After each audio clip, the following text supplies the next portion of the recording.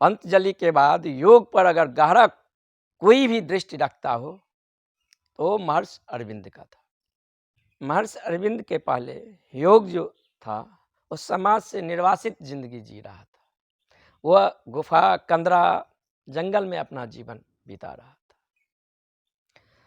और योग भी बहुत थे। हठ योग का एक अलग दृष्टि है, राजयोग का एक अलग दृष्टि है, सांख्य योग का एक अलग दृष्टि है, ज्ञान योग का कुछ अलग दृष्टि है, कुंडलिनी जागरण का कुछ अलग दृष्टि है, भक्त योग का कुछ अलग आयाम है। तो इन सबको कभी आपस में कोई वार्तालाप नहीं हुआ था। ये सब पहलू योग का जो था सो कभी एक दूसरे को आत्मसात नहीं किए थे, एक दूसरे के बीच आए नहीं थे, एक दूसरे से कम्युनिकेशन नहीं हुआ था, संवाद नहीं हुआ था। और हठ योग किसी अलग आयाम में काम कर रहा है और राजयोग किसी और अलग आयाम में काम कर रहा है, ज्ञान योग कहीं से काम करता है, सांख्य कहीं और आयाम से काम कर रहा है। तो इन सब के बीच समन्वय नहीं था। इन सब के बीच एक बीच का मिड पॉइंट नहीं था।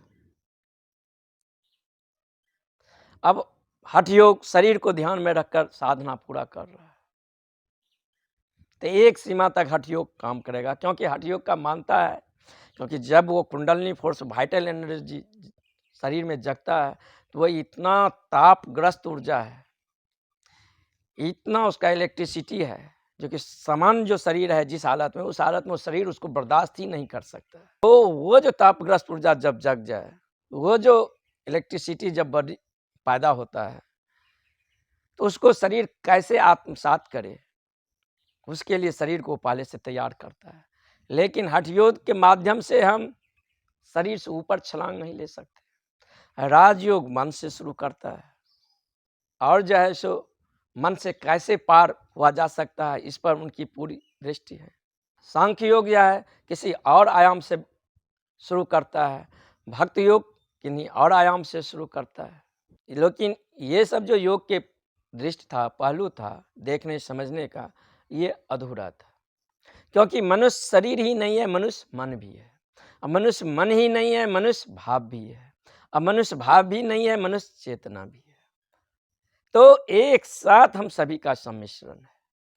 तो योग जब सभी मिलकर एक साथ काम नहीं करेगा, वह क्रांति जीवन में नहीं आएगा। तो पहले योग का जो दृष्टि था, आयाम था, वो स्टेप बाय स्टेप था। अब मनुष्य शरीर है, उसके लिए हठ योग से काम कर लो। मनुष्य मन है, उसके लिए राजयोग से काम कर लो। मनुष्य भाव है, उसके लिए जो है सो भक्ति योग से काम कर ले। मनुष्य चेतना है, उसके लिए सांख्य योग से काम कर ले। तो स्टेप बाय स्टेप सीढ़ी था। लेकिन मनुष्य का जो प्रॉपर्टी है वो एक साथ सम्मिश्रण है, एक साथ विभिन्न आयामों में। कभी हम शरीर होते हैं तो किन्हीं क्षणों में हम मन होते हैं, किन्हीं क्षणों में मात्र भाव ही होते हैं, तो किन्हीं क्षणों में मैं ज्ञान ही होता हूँ, और किन्हीं क्षणों में मैं चेतना ही होता हूँ। ऐसा हमारा व्यक्तित्व है। तो इस प्रकार का दृष्टि था। पहले बार उन सारी योग के दृष्टांत को आत्मसात किए और हठ योग और राजयोग के मिलने से एक न्यू मेडिटेशन, एक न्यू डिवाइस तैयार किए, जिसे वह इंटीग्रेटेड योगा कहते थे। इन दोनों का न्यू वर्जन, अपडेट वर्जन जो है वह योगा था। तो वह एक साथ मनुष्य के शरीर पर भी काम करता था और मनुष्य के मन पर भी काम करता था। और इसका प्रभाव जो था सो एक क्रांतिकारी प्रभाव व्यक्ति पर आया, क्योंकि हठ योग पर काम करते करते जो भी झलक आता था वह शरीर से ऊपर का नहीं आता था। शरीर शक्तिशाली हो जाता था, विल पावर बढ़ता था, शरीर की कैपेसिटी बढ़ गया था सामान्य आदमी से ज़्यादा। लेकिन पूरा दृष्टिकोण हठ योग का जो है सो शरीर पर है। तो पहले के समय में जो योग को विकास किया गया था, उस समय के आदमी को ध्यान में रख, उस समय का आदमी बहुत सहज था, सरल था, ग्राम्य जीवन था, चिंता नहीं उतनी थी, जीवन में विषाद नहीं था, फ्रस्ट्रेशन नहीं था, दिन भर आदमी पेट के लिए कुछ श्रम करता था, उतना महत्वाकांक्षा भी नहीं था, रात सहज होकर सो जाता था।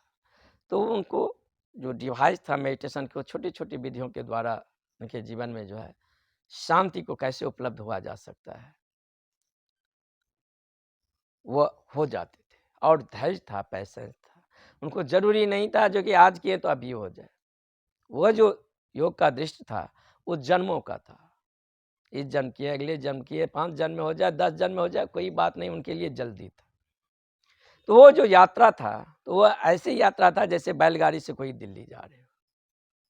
लेकिन जेट से भी दिल्ली जाएगा। तो बैलगाड़ी से जब हम दिल्ली जाएँगे, तो पहुँचेंगे 6 महीना में पहुँचेंगे, 3 महीना में पहुँचेंगे। लेकिन जेट से जाएँगे, हवाई जहाज़ से जाएँगे, तो 2 घंटा में पहुँच जाएँगे। तो इन्होंने जिस योगा को महर्षि अरविंद ने जन्म दिया, वह एक शक्तिशाली ध्यान की विधि थी और वह मनुष्य में आमूल रूपांतरण कर देता था। लेकिन महर्षि अरविंद के बाद ओशो आए, यानी एक सुपर जीनियस ने पूरा काम पहले उसका रच दिया हो गया था। सबसे पहले जो पतंजलि जो है उसका आधार तैयार करके गए थे।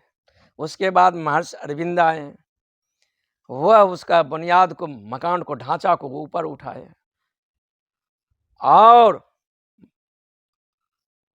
ओशो आए। अब जब एक जीनियस के बाद दूसरा जीनियस के बाद जब तीसरा जीनियस आएगा, तो पहले से बहुत सारा काम जो है इस ज़मीन का स्तर पर कर दिया गया है। अब मकान को बनाना, उसकी इमारत खड़ा करना बहुत दूर का बात नहीं है। अब मकान की इमारत खड़ा किया जा सकता है और ओशो ने वही काम किया। योग में जो क्रांति लाए हैं, सो इतना विशाल क्रांति था, जो ऐसा पृथ्वी पर कभी नहीं घटा था। ये मेडिटेशन का एक नया वर्जन, एक नया अपडेट तैयार किया। महर्षि अरविंद ने राजयोग और हठ योग को मिलाकर एक नया वर्जन तैयार किया। ओशो ने हठ योग, राजयोग, सांख्य योग और भक्ति योग चारों को मिलाकर न्यू डिवाइस तैयार किए, एक नया अपडेटेड वर्जन तैयार किए। और वह इतना शक्तिशाली मेडिटेशन है जिसका बात ही नहीं किया जा सकता है, शब्द में उसकी बयां ही नहीं हो सकता है। उसकी बयां तो है जो उसमें उतरे, उसको जिए, उसको अनुभव किए, प्रयोग से गुजरने के बाद साधक बता सकता है इसका स्वाद क्या है। क्योंकि पहले समय में आदमी ध्यान में समय देता था, आज नहीं हुआ, कल नहीं हुआ, परसों नहीं हुआ, कभी हो गया, ठीक है, आस्था काफ़ी था। आज कोई आदमी 1 घंटा ध्यान के लिए टाइम देगा और 1 घंटा में उसके अंदर क्रांति नहीं हुआ, 1 घंटा में उसके भीतर कोई परिवर्तन नहीं हुआ, तो कल वह समय नहीं देगा। हमारे मंदिर, मस्जिद, गुरुद्वारे में प्रार्थनाएं हैं कि रोज़ के रोज़ मैं जा रहा हूँ, मुझ में कोई परिवर्तन ही नहीं हो रहा है, मुझ में कोई परिवर्तन ही नहीं हो रहा है। जैसे गए वैसे ही आ गए हैं और उससे बदतर ही होते चले जाते हैं। तो ऐसे प्रार्थना, ऐसा ध्यान, जिस ध्यान और प्रार्थना से मेरे भीतर परिवर्तन न हो, क्रांति न हो, वह ध्यान और प्रार्थना झूठा है। उस आग को कैसे आग कर सकते हैं जिसमें हाथ डालेंगे और हाथ न जले? या वह आग झूठा है, या मैं कल्पना कर रहा हूँ, या मैं झूठी आग के कल्पना कर रहा हूँ। लेकिन ओशो ने जिस डिवाइस और जिस मेडिटेशन को तैयार किए, ये सक्रिय ध्यान इतना शक्तिशाली है, जब साधक इस प्रयोग से गुजरता है, तो प्रयोग में प्रवेश करने से पहले और प्रयोग से निकलने के बाद, जो प्रवेश करने के पहले व्यक्तित्व था, वह प्रयोग से निकलने के बाद वैसा व्यक्तित्व नहीं रह जाता है। उसमें ऐसा अपूर्व परिवर्तन होता है जो दूसरे दिन उसे कहना नहीं पड़ेगा तुम ध्यान करो, वह दौड़ता हुआ आएगा। अगर 7 दिन के लिए आदमी निश्चय कर ले, 7 दिन का वह टाइम दे दे, इतना ही डिसीजन, क्योंकि बाहर दुनिया में तो 70 वर्ष जी लिए, 60 वर्ष जी लिए, वैसे भी समय बर्बाद हो गया। 7 दिन मात्र इस प्रयोग के लिए वो अपना समय दे दे, तो उसको कहना नहीं पड़ेगा जो कि तुम ध्यान करो, वो दौड़ता हुआ आएगा। ये मेडिटेशन आधुनिक मनुष्य को ध्यान में रखकर बनाया गया था, और इसके पहले का जो ध्यान था वह उस समय के लोगों को ध्यान में रखकर बनाया जाता है। हमेशा कोई टीचर या कोई डॉक्टर प्रिस्क्राइब करता है, वह अपने पेशेंट, अपने रोगी, अपने मरीज को ध्यान में रखकर ही कोई दवा को प्रिस्क्राइब करता है, और एक ही दवा तो सभी पेशेंट पर काम भी नहीं करेगा। तो आज के आदमी जो है अधिक महत्वाकांक्षा हो गया है, अधिक तनाव में भर गए हैं, उनका फ्रस्ट्रेशन बढ़ गया है। तो ध्यान की विधि ऐसा होना चाहिए जो हमारे भीतर वो ग्रंथियां हैं, हमारे भीतर जो कॉन्फ्लिक्ट है, हमारे भीतर जो तनाव है, एक साथ वह कैसे निर्जरा हो जाए, एक साथ वह कैसे समाप्त हो जाए। तो इन सारे पहलुओं को ध्यान में रखकर वो बनाया गया था। पहला चरण है ब्रीदिंग, श्वास प्राणायाम। पहले समय का जो प्राणायाम था तो बाएं नाक से श्वास लो, दाएं से छोड़ो, ऊर्जा जगाने का वह भी एक पहलू था, लेकिन बहुत स्लो। उसको ऐसे कहें कि बैलगाड़ी से दिल्ली जाना, लेकिन ये कितना खतरनाक वाइटल प्राणायाम है, कितना एनर्जी इसमें जागृत होता है, जो आप वही नहीं रह जाते हैं। दूसरा चरण रेचन है। हमारे भीतर क्रोध है, हिंसा है, लोभ है, ईर्ष्या है, द्वेष है, भावना है, विभिन्न प्रकार का कॉम्प्लेक्स है, ग्रंथियां हैं, इन सब का विसर्जन हो जाए। इस सब का अगर विसर्जन समान भी आदमी करता है, समझ नहीं पाता है, समाज में करता है, दूसरे व्यक्ति पर हम फेंकते हैं, क्रोध फेंकते हैं, हिंसा फेंकते हैं, द्वेष फेंकते हैं, तो वह भी मुझ पर फेंकता है, एक चेन रिएक्शन शुरू हो जाता है। लेकिन यहाँ पर जो है एक मनोवैज्ञानिक विधि है, यहाँ पर हम आकाश में फेंकते हैं और वहाँ से चेन रिएक्शन नहीं होता है, और हमारी जो ग्रंथियाँ हैं उसका जो है सो निष्कासन हो जाता है। तीसरा चरण जो है ऊर्जा को हैमरिंग करना, ऊर्जा को जगाना। कोई भी शक्ति को जब जागरण होता है तो उसे हैमरिंग करना पड़ता है। चौथा चरण जो है उसका सांख्य योग से है। अब ऊर्जा जाग गया है, उसे गति करने दो, वो अपना डायमेंशन बदलेगा। जो ऊर्जा बहिर्मुखी था उसे इंट्रोवर्ट कैसे किया जाए, अंतर्मुखी कैसे किया जाए, अब वो ऊर्जा अंतर्मुखी हो चुका है, उसे अपने केंद्र पर पहुंचने दे। पांचवा स्टेज है वो सिलिब्रेशन है। वह भाव है जो स्थिति से ये मुझे आनंद, पीस और शांति मिला है, ये जो ग्रेस मिला है उसको मैं सेलिब्रेट कर रहा हूँ, आनंद कर रहा हूँ, वो भक्ति का है। और उतना ही नहीं, योग के सारे पहलू पर, चाहे वो नारद भक्ति सूत्र हो, चाहे पतंजलि का योगा हो, या तंत्र पर हो, सारे पहलू पर जो है सो बोले हैं। और इतना वैज्ञानिक, इतना स्पष्ट उनका दृष्टिकोण है।